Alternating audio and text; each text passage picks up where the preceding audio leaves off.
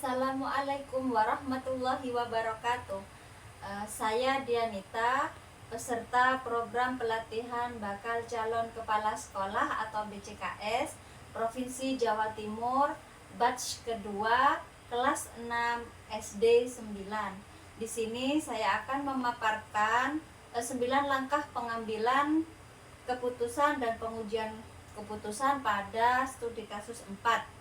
Sebagai gambaran awal studi kasus 4, yaitu pada kasus 4 di sini ada seorang Rara, siswa bernama Rara yang bertugas sebagai petugas piket di perpustakaan, di mana saat dia melakukan tugasnya sebagai petugas piket di perpustakaan, dia menemukan sebuah dompet yang berisi uang, tetapi dia tidak berniat untuk melapor kepada gurunya dan tidak berniat untuk mengembalikan dompet itu. Di situ ada temannya yang bernama Tari yang menyaksikan Rara menemukan dompet tersebut. Di sisi lain, Nina sebagai pemilik dompet merasa kehilangan dompetnya dan melaporkan kepada Ibu Sri sebagai guru pustakawan. Nah, pertanyaan pada kasus keempat ini adalah bagaimana seharusnya Tari menyikapi situasi tersebut. Analisa saya berdasarkan teknik atau 9 langkah pengambilan dan pengujian keputusan adalah sebagai berikut. Yang pertama, langkah pertama yaitu adalah nilai-nilai, menentukan nilai-nilai yang saling bertentangan pada kasus tersebut. Yang pertama yaitu nilai kejujuran versus nilai loyalitas terhadap teman. Kemudian nilai menegakkan kebenaran versus nilai menjaga hubungan persahabatan. Kemudian nilai tanggung jawab moral versus rasa takut akan konsekuensi sosial. Pada kejujuran di situ, jika Tari jujur mengatakan bahwa seharusnya Rara mengembalikan dompet tersebut versus dengan kenyataan Rara dan Tari tidak ada loyalitas sebagai teman, sehingga Tari tidak dianggap sebagai teman oleh Rara. Kemudian menegakkan kebenaran di situ, saat Tari menyampaikan kebenaran, bisa saja hubungan persahabatannya dengan Rara akan rusak. Kemudian sebagai tanggung jawab moral di situ, Tari memiliki tanggung jawab moral untuk mengingatkan sahabatnya yaitu Rara, atau membiarkannya karena takut Rara nanti malu atau menerima konsekuensi sosial. Langkah kedua yaitu menentukan siapa saja yang terlibat pada situasi kasus 4. Yang pertama, Tari sebagai saksi mata sekaligus sahabat Rara. Yang kedua, Rara sebagai orang yang menemukan dan mengambil dompet orang lain. Yang ketiga, Nina sebagai pemilik dompet yang hilang. Yang keempat adalah Bu Sri sebagai guru pustakawan yang mengumumkan tentang kehilangan dompet. Langkah ketiga yaitu menemukan fakta-fakta apa saja yang relevan dengan situasi pada kasus yang keempat. Fakta pertama, Rara menemukan dompet di perpustakaan saat piket. Yang kedua, dompet tersebut berisi uang dan diambil tanpa laporan atau upaya pengembalian. Fakta selanjutnya, Tari menyaksikan kejadian tersebut secara langsung. Begitu. Fakta berikutnya, Nina mengaku kehilangan dompet dan melapor kepada Bu Sri, sehingga Bu Sri membuat pengumuman bahwa ada siswa bernama Nina yang kehilangan dompetnya di perpustakaan. Fakta selanjutnya yaitu adalah Rara. Rara adalah sahabat Tari dan sering membantunya. Langkah keempat adalah pengujian benar atau salah. Yang pertama adalah melakukan tes hukum, yaitu mengambil barang milik orang lain tanpa izin adalah sebuah pelanggaran. Kemudian tes publik, yaitu apakah tindakan Tari akan tetap sama jika diketahui oleh publik atau orang banyak. Tes berikutnya yaitu tes panutan, apakah guru atau orang tua akan menyetujui jika Tari diam saja Berikutnya adalah tes intuisi. Apakah hati kecil Tari merasa nyaman membiarkan kebenaran itu tetap ditutupi? Juga di situ ada uji legal dengan pertanyaan apakah ada pelanggaran hukum, dan hasilnya adalah ada, yaitu mengambil barang milik orang lain yang bukan haknya. Di sini bisa menjadi sebuah masalah hukum meskipun di lingkup sekolah. Kemudian uji regulasi atau profesional, apakah melanggar tata tertib sekolah? Jawabannya adalah iya. Analisanya mengambil barang tanpa menyerahkan ke petugas atau guru. Kemudian ada uji intuisi, apakah keputusan Rara mengambil dompet tersebut terasa benar? Jawabannya tidak. Analisanya adalah mengambil hak orang lain adalah salah. Kemudian uji publikasi, jika tindakan Rara dipublikasikan, maka apakah ia akan merasa nyaman? Jawabannya tidak.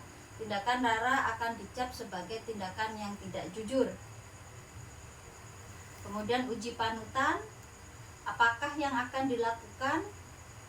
Panutan saya pasti akan mengembalikan dompet kepada Bu Sri atau langsung kepada pemiliknya.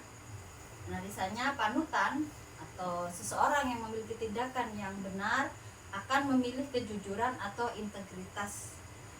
Berdasarkan uji benar salah tersebut, kesimpulan yang didapat adalah tindakan Rara merupakan tindakan yang salah. Dalam hal ini termasuk dalam rujukan moral. Tetapi dilema Tari adalah dilema benar dan benar, yaitu kebenaran versus kesetiaan. Kemudian langkah yang kelima adalah pengujian paradigma benar lawan benar, yang mana bisa dilakukan. Yang pertama adalah kebenaran melawan loyalitas, menegakkan kejujuran atau tetap setia kepada sahabat. Kemudian berikutnya individu melawan komunitas, melindungi Rara sebagai individu atau memiliki rasa keadilan untuk Nina dan memiliki nilai moral dalam lingkungan sekolah, dalam hal ini komunitas. Berikutnya adalah jangka pendek melawan jangka panjang, menjaga hubungan yang sekarang terjalin, yaitu persahabatan mereka, tetapi membiarkan tindakan tidak jujur tersebut berlanjut sampai ke masa yang akan datang. Langkah keenam yaitu prinsip resolusi, yang mana bisa dilakukan, yaitu yang pertama prinsip berbasis kebenaran, truth-based thinking, yaitu fokus kepada kejujuran dan etika. Berikutnya adalah pendekatan berbasis hasil, ends-based thinking, yaitu memiliki tindakan yang membawa manfaat jangka panjang bagi semua pihak. Berikutnya yang ketiga yaitu pendekatan perintah emas atau golden rule, yaitu dilakukan kepada orang lain seperti kita ingin diperlakukan. Jika kita tidak ingin dibohongi, maka jangan membohongi orang lain. Jika kita tidak ingin barang kita dicuri, maka jangan mencuri barang orang lain, seperti itu. Jika kita kehilangan dompet, pasti kita ingin dompet kita dikembalikan, dan sebaliknya begitu. Kemudian langkah yang ketujuh adalah adakah opsi lain yang lebih kreatif, adil, dan bijak yang bisa dilakukan? Jawabannya adalah yang pertama, Tari bisa berbicara terlebih dahulu secara pribadi kepada Rara, yang intinya mengingatkan Rara dan memberi kesempatan untuk mengembalikan dompet secara sukarela. Opsi yang kedua, jika Rara menolak, Tari bisa melapor secara bijak kepada guru. Di sini ini adalah Bu Sri yang menerima pengaduan dari Nina sekaligus sebagai guru pustakawan, tanpa mempermalukan Rara di depan umum.